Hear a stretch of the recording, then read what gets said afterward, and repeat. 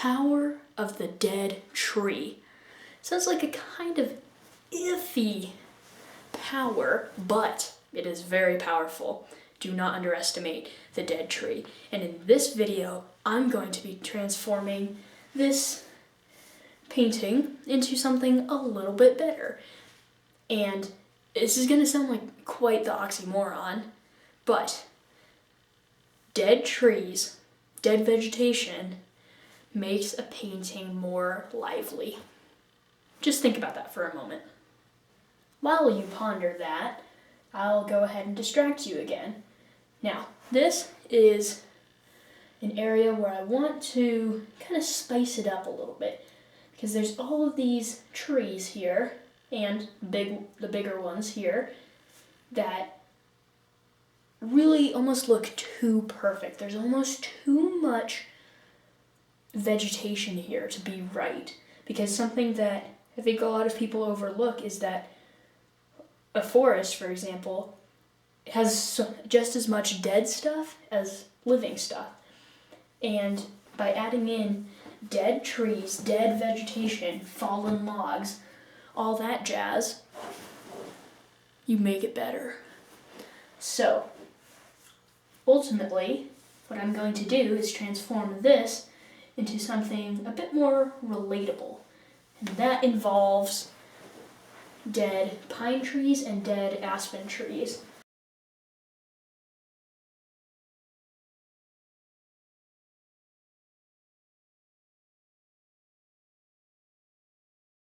So, here goes nothing. Since it's going to be a little bit closer, it's going to also be a little bit taller. Sometimes laying out where the top of the tree is actually helps a lot. I really messed that up. Oh, great.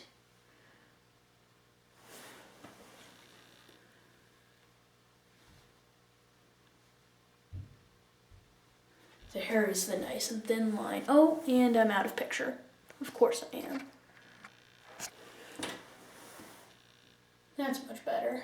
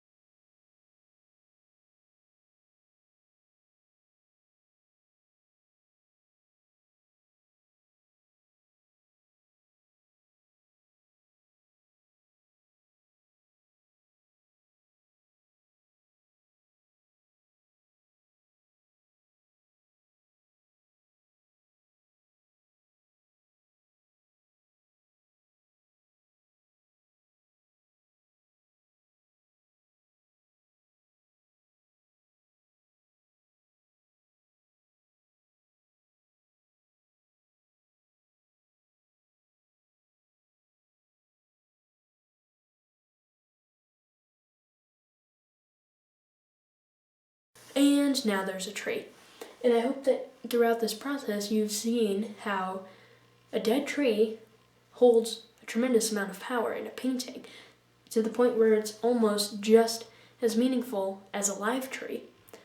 And they compound to make the whole forest more realistic.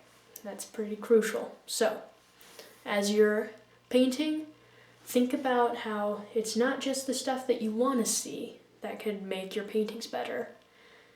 sometimes the stuff that you don't want to see can have just as good of an effect. So, I hope that you have enjoyed watching, and I will see you next time.